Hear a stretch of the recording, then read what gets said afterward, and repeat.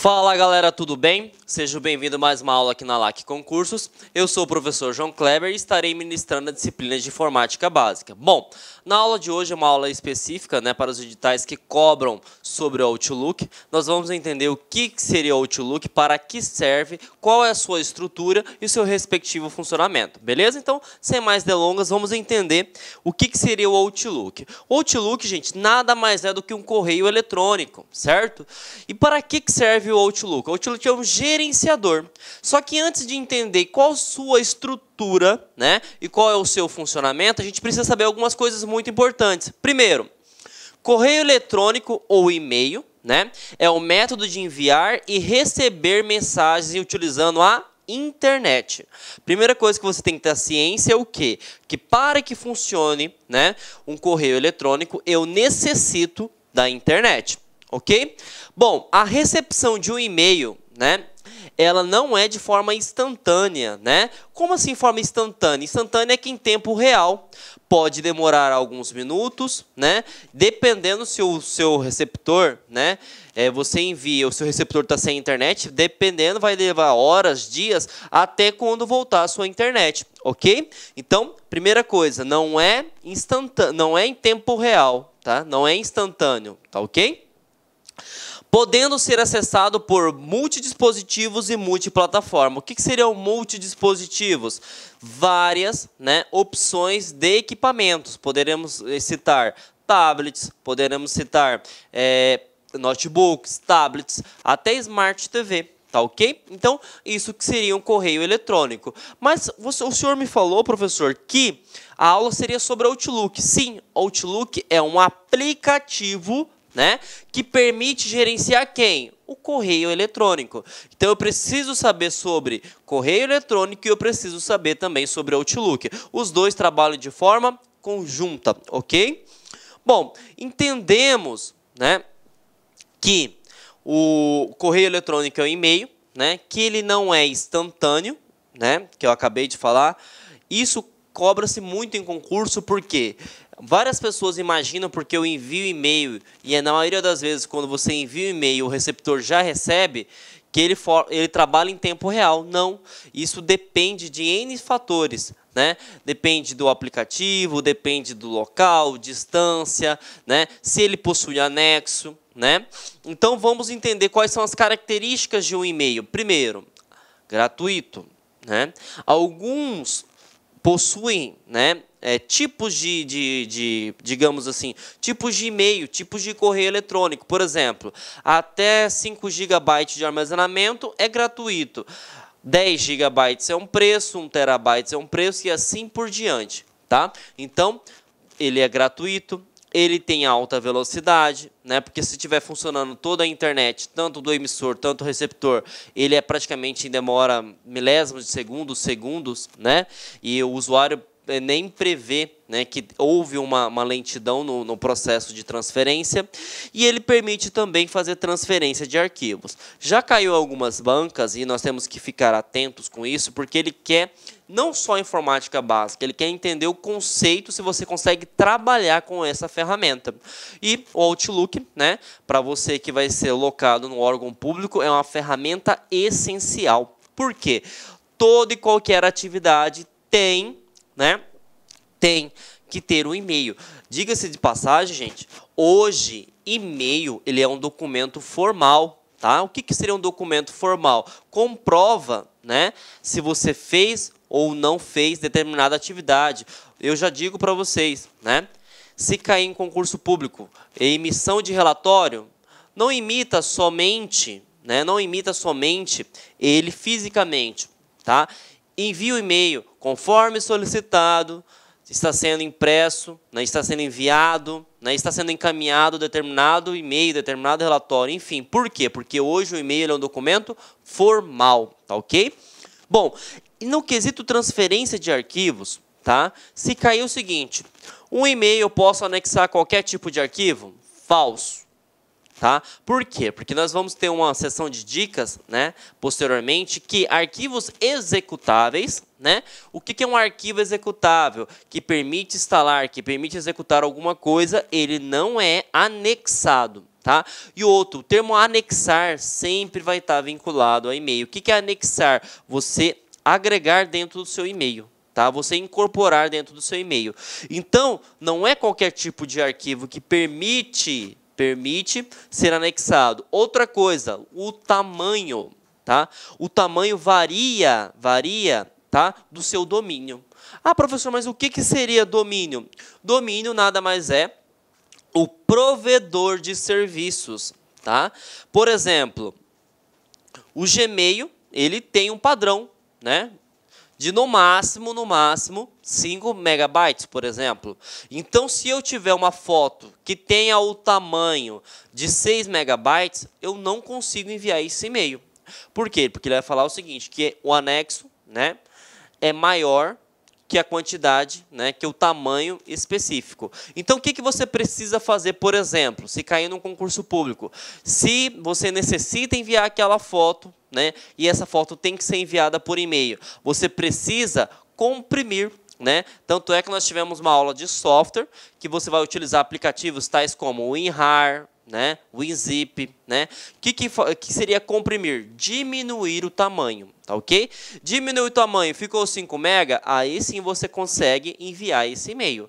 Então, não é qualquer arquivo que você consegue enviar e não é qualquer tamanho que você consegue enviar. Então, fiquem atentos com essas pegadinhas, tá ok, gente? Outra coisa, pode perguntar no concurso público para você também, quando se trata sobre Outlook, sobre a composição do seu e-mail. Tá ok? Então, eu criei um macete aqui para ficar mais fácil para você. Quando você trabalha com e-mail, você tem o CP e você tem o D, seguido do arroba, tá? O que seria o CP? A caixa postal. Ah, professor, o que seria a caixa postal? O nome do seu e-mail, tá ok? E o que seria o domínio? O servidor, o meu provedor de serviços. Tá ok? Então, aqui seria a minha identidade, né, perante ao Gmail. Então, o e-mail profjoãokleber@gmail.com, ele existe, porque ele tem a minha identidade e ele tem o meu provedor. Então, o arroba, gente, olha aí, ó, o arroba ele separa a identidade do provedor de serviços. Então, todo e-mail ele é composto desta forma, ok? Bom, já entendemos o que seria, né, um e-mail, né? E agora a gente vai adentrar para o assunto que é muito cobrado, que é essa questão do Outlook, tá ok? Para que você entenda aonde se encaixa o Outlook no correio eletrônico, você pode entender que é o seguinte, existem dois tipos de serviços de correio eletrônico. Existe o webmail, tá ok? E existe o cliente de e-mail. Também algumas bancas cobram a questão de intranet. Tá? Vimos que o que seria intranet é uma rede restrita, né? Uma rede dedicada a um determinado tipo de pessoas, órgão, tá ok? Bom, gente, entendemos então a sua composição, né? Como funciona o e-mail. Agora a gente tem que entender o seu funcionamento. Quando se toca no assunto e-mail, existem duas formas de você trabalhar, certo? Você pode trabalhar utilizando o webmail ou você pode utilizar o cliente de e-mail, tá ok? Professor, qual que é a diferença? O webmail, ele precisa da internet, porque ele é 100% online. Ah, mas quer dizer que o cliente de e-mail não precisa de internet? Não necessariamente. A ideia principal é o seguinte: vai acontecer em alguns casos que o teu chefe, por exemplo, ou uma pessoa de uma hierarquia direta a você, ou o seu delegado, por exemplo, ele necessita, né, de um e-mail que você recebeu na semana passada, né, uma informação que ele recebeu na semana passada. Se você estiver utilizando o webmail, né, que é via um aplicativo de navegação, nós podemos citar aí Google Chrome, Mozilla Firefox, Opera, o Internet Explorer, que agora foi substituído pelo Edge, né?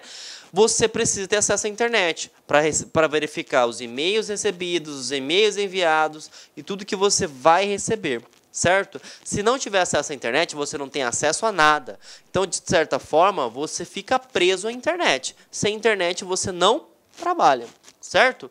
Quando você trabalha com cliente de e-mail, que é o assunto da nossa prova, o Outlook, você não necessariamente fica preso à internet. Por quê?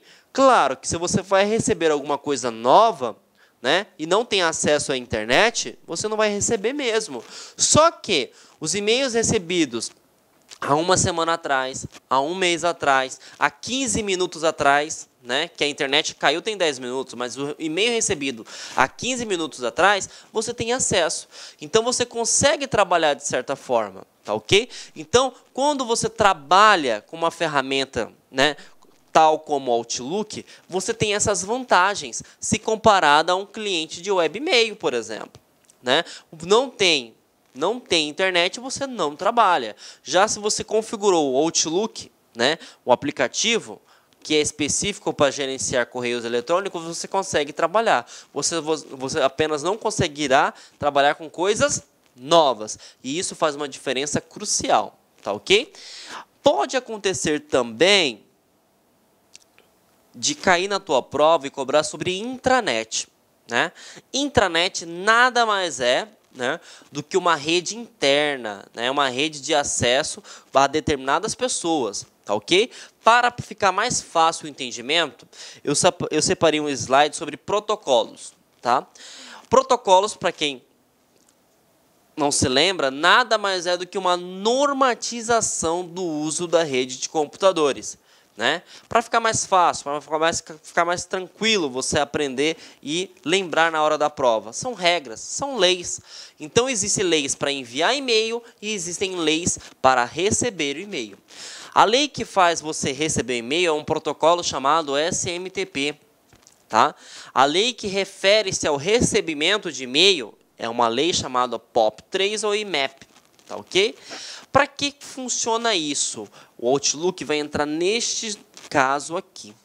Porque o Outlook você pode configurar ele de duas formas quando se trata sobre recebimento. Tá? Fiquem cientes sobre isso. E-mail, né, para enviar é só um tipo, SMTP.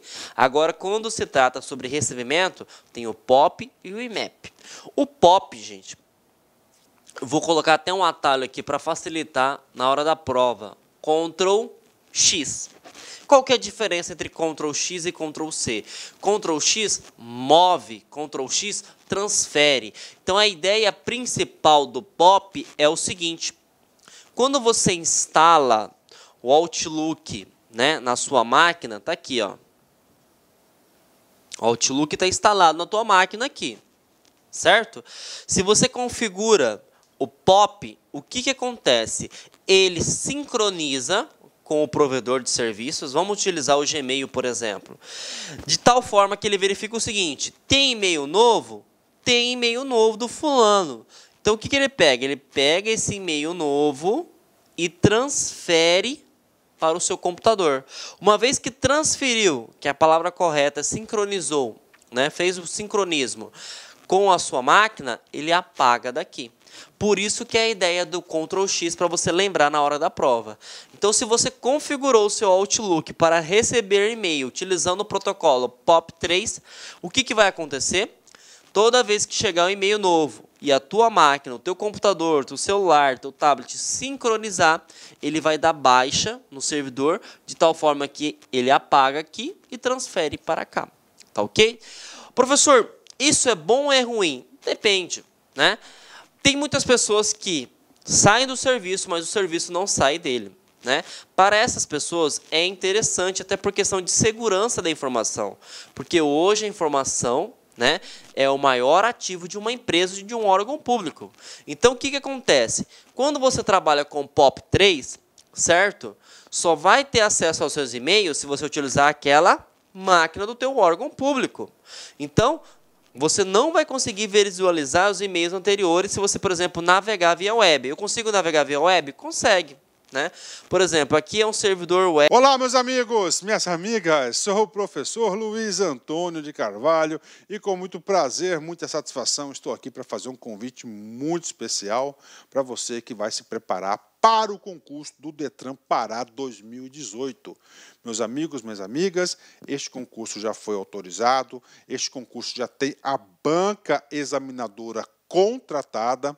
Mais cedo e mais tarde o edital vai ser publicado. Gente, lá no Pará eu conheço, lá no Pará todos os concursos são muito concorridos, são muito disputados. Então, aqueles alunos que estudam com antecedência, com planejamento e com foco são os alunos aí que terão aí as maiores chances de ser aprovado. E nós, claro, aqui da Lá Concursos, estamos fazendo um curso pré-edital super diferenciado. Essa já é a nossa segunda turma do concurso do Detran Pará 2018. Super atualizado, legislação de trânsito, o Estatuto do Servidor do Pará, detalhado, ponto a ponto do edital. Gente, 6 meses de acesso. Durante esse período vai ter direito a todas as atualizações. Se o edital for publicado nesse período, se Deus quiser, vai ser publicado. Nós iremos ajustar o seu curso, tá? Sem nenhum acréscimo financeiro, ou seja, free, de graça, custo zero para a galera. Ok? Então, peço que vocês aí acessem nosso site, lá concurso.com.br. Essa turma 2, ela está em promoção, ela é 10 parcelas de R$ 25 apenas, 6 meses de acesso, pode assistir quantas vezes quiser e na hora que desejar. Tudo bem, meus amigos? Um forte abraço, fique com Deus. Espero vocês. Tchau, tchau. Clique lá.